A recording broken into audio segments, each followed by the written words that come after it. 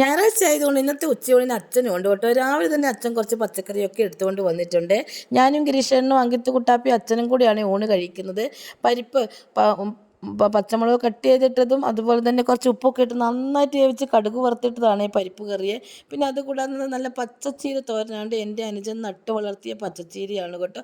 പിന്നെ അതുകൂടാതെ എൻ്റെ സ്റ്റുഡൻറ്റ് ഡോണ കൊണ്ടുവന്ന വഴുതനങ്ങ മെഴുക്ക് വരട്ടി.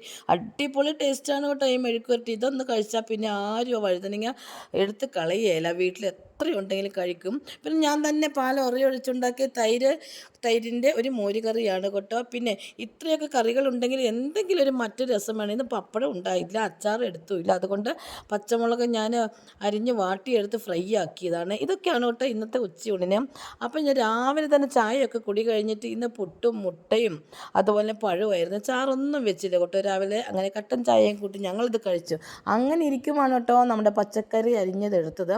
പച്ചക്കറി നന്നായിട്ടും അങ്ങോട്ട് അരിഞ്ഞെടുത്ത് അതുപോലെ വറ്റൽമുളകും ചുവന്നുള്ളിയും അതുപോലെ തന്നെ നമ്മുടെ ഉപ്പും മഞ്ഞപ്പൊടിയും വെളുത്തുള്ളിയും ഒക്കെ കൂടി നന്നായിട്ട് അങ്ങോട്ട് പെരട്ടി തിരുമ്മി അങ്ങോട്ട് ബിരിയാണിയൊക്കെ ഉണ്ടാക്കുന്ന ഇറച്ചിക്കകത്ത് പെരട്ടുന്നവരെ അങ്ങ് പെരട്ടി അങ്ങോട്ട് നമ്മൾ വറവിലോട്ടിട്ട് വറുത്ത് അതിങ്ങോട്ട് കോരിയെടുത്ത് ടേസ്റ്റിൻ്റെ കാര്യം നോ കോംപ്രമൈസ്.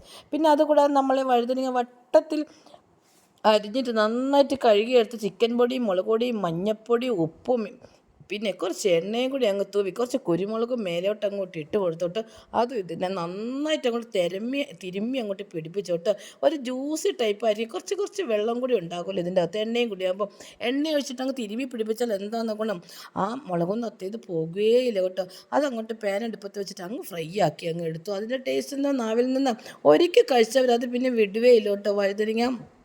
വഴുതനയാണോ ഇത് ചിക്കനാണോ എന്ന് ചോദിക്കുക. പിന്നെ അതുകൂടാതെ കുറച്ച് ജീരകവും അതുപോലെ മഞ്ഞൾപ്പൊടി ഒരു പച്ചമുളകും ഒരു നുള്ളു തേങ്ങയും കൂടി എടുത്തിട്ട് നന്നായിട്ട് അങ്ങോട്ട് അരച്ചെടുത്ത് മിക്സാക്കി വെച്ചിരിക്കുന്ന തൈലോട്ട് ഒഴിച്ചിട്ട് മിക്സ് ചെയ്ത് കേട്ടോ. ചെറുതായിട്ടൊന്ന് ചൂടാക്കിയതിന് ശേഷം കടുകും വറുത്തിട്ടു. ആഹാ, ഇതിൻ്റെ സ്മെല്ല് മതി കേട്ടോ ഊണ് കഴിക്കാൻ. പിന്നെ എന്തുണ്ടെങ്കിലും കുറച്ച് ദിവസമായിട്ട് ഞങ്ങൾക്ക് നോയമ്പാണ്. അതുകൊണ്ട് ചിക്കനും മീനും ഒന്നുമില്ല. അങ്ങനെയാണ് ഈ കൊണ്ടാട്ടം കൂടി ഉണ്ടാക്കിയത്. ഇതൊക്കെയാണ് കേട്ടോ ഇന്നത്തെ ഉച്ചയൂണ്.